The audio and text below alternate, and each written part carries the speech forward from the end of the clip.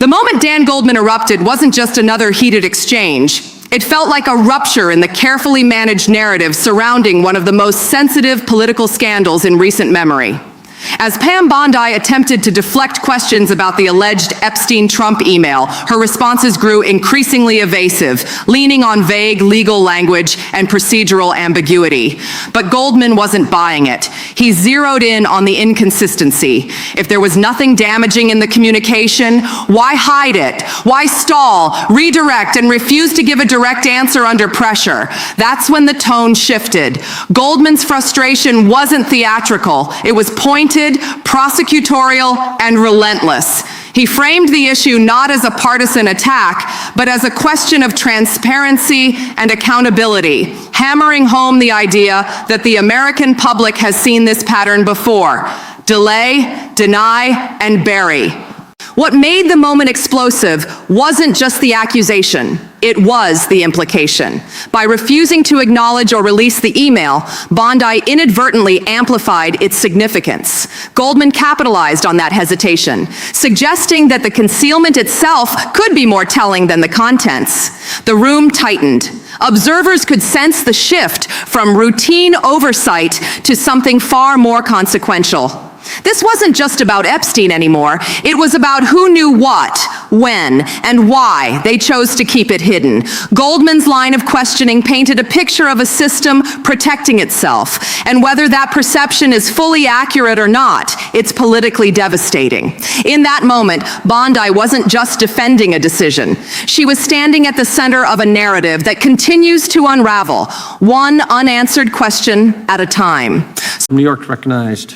Thank you, Mr. Chairman. Ms. Bondi, I went over to the department yesterday for a couple of hours to review some of the unredacted materials. And I am looking forward to your detailed explanation for why you have withheld almost half of the documents, which is required by the bill. Now, obviously, there are 3 million documents, so I didn't get through much. But one thing I didn't see was the client list that you said you had on your desk a year ago. I did, however, find a couple of important documents. An 86-page prosecution memo from the Southern District of New York and a draft indictment from Florida against Jeffrey Epstein's co-conspirators. For reasons that I cannot understand nor are permitted by the bill, they were still redacted, even for members of Congress. So, Ms. Bondi, will you commit right here to immediately providing those 2 documents in unredacted form to members of Congress? Not a complicated question.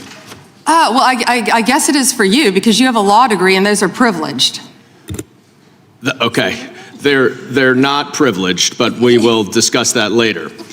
I also found an email that I have right here from Jeffrey Epstein to Ghislaine Maxwell that was unredacted, and it included notes of statements that Donald Trump made about his prior relationship with Jeffrey Epstein.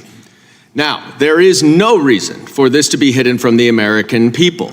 There is no privilege, there is no attorney-client privilege, and I see you're checking with your staff, and I can assure you, staff, this is not under attorney-client privilege because it was sent from Jeffrey Epstein to Ghislaine Maxwell.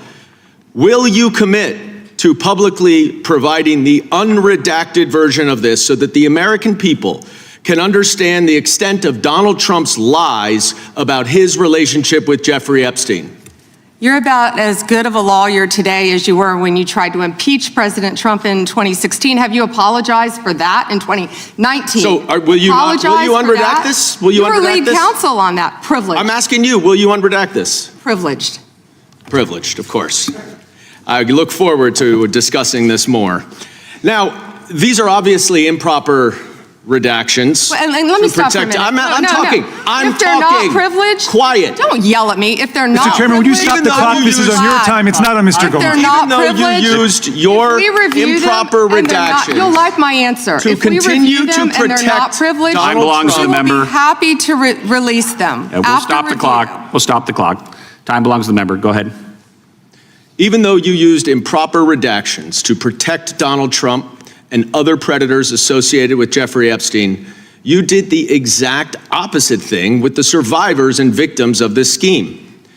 So their identification information was really the only thing required to be redacted, and it was not. And it's clear this was not a mistake. This was not by accident. This was not because you only had 30 days when you really used 75, and that doesn't even include all the hours last March that you were redacting it. But I'll tell you why it's clear it wasn't a mistake. There is an email entitled Epstein Victim List. There are 32 names. 1 is redacted, 31 are not. So someone looked at it and decided to redact something. And I will tell you that that is clearly intentional to intimidate these survivors and victims. Now, in an interview last week... How will you tell me that's intentional? In an interview last week, Deputy Attorney General Todd Blanche... You can't go off script. ...said that any victim that wants to speak with the department has done so, hopefully. Well, thanks to the incredibly brave people sitting here behind you, we can actually ask them if that's true. Now, would the survivors and victims who are here please stand up one more time? Just by show of hands, how many of you or your loved ones actually have met with the Department of Justice and provided testimony and estimate and evidence? None. And of those of you who have not met, which is everyone, how many of you have reached out either individually or through a lawyer or representative to offer to provide testimony and evidence? All of them. And of those of you, all of you who have reached out, how many of you were denied or ignored by the Department of Justice? All of them.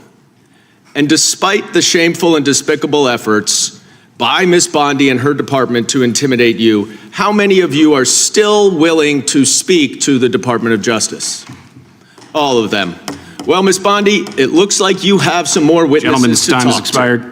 And I yield back. We will go to the good gentleman from North Carolina, Congressman Knott. Thank May you. I have a moment, Congressman? Yes, ma'am. Thank you. Here we go. Here's the photograph. This is why he wanted to repeat everything that had been said previously on Epstein. This is his state, New York. You probably don't even know who this is. Wahid Mohammed from Afghanistan. Yes, because I'm no longer a prosecutor. Convicted of assault. Wow, he represents New York. Wow, yet he doesn't care about the illegal aliens convicted of crimes. Assault and homicide. No longer a prosecutor, so he doesn't care about his constituents. Here we go. Arson, El Salvador, Miguel Palacios. Fermin Flores Ramales, Mexico, rape. Let's talk about the 70% of immigrants who are detained without a criminal conviction or arrest. Stop the clock. Stop the clock. Time belongs to Congressman Knott. Side in. This was no longer a routine hearing. It was a direct confrontation where Dan Goldman effectively tore through the defensive wall that Pam Bondi tried to construct. Goldman didn't hedge or soften his tone. He went straight for the critical weakness. Why was an email between Jeffrey Epstein and Ghislaine Maxwell, one that referenced Donald Trump, being concealed when there was no clear legal basis to classify it as privileged? As Bondi deflected, repeatedly invoking privilege like a hollow shield, Goldman struck back immediately, exposing the contradiction. This was not attorney-client communication, and there was no legitimate justification to keep it hidden from the public. The more pressure mounted, the more Bondi's position began to unravel. She shifted from explanation to personal attacks, from legal reasoning to political diversion, a clear attempt to redirect attention. But that pivot only sharpened Goldman's edge. He wasn't just asking questions anymore, he was building an indictment. The concealment of documents, he argued, was not an oversight, but a deliberate choice, a calculated move to shield powerful figures while exposing victims. And when Goldman pointed out that victim identities were barely redacted, while materials tied to Epstein and influential names were selectively blacked out, the narrative flipped instantly. This was no longer about procedure, but about a system that appeared to protect power at the expense of the vulnerable. The explosion wasn't about volume, it was about precision. Goldman forced the room to confront an uncomfortable reality. Not a single victim had been meaningfully engaged by the Department of Justice, despite all of them reaching out. No one was heard. No one was protected.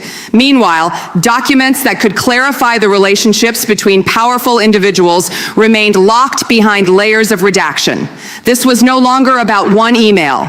It was about power, enforced silence, and the systematic suffocation of truth in plain sight.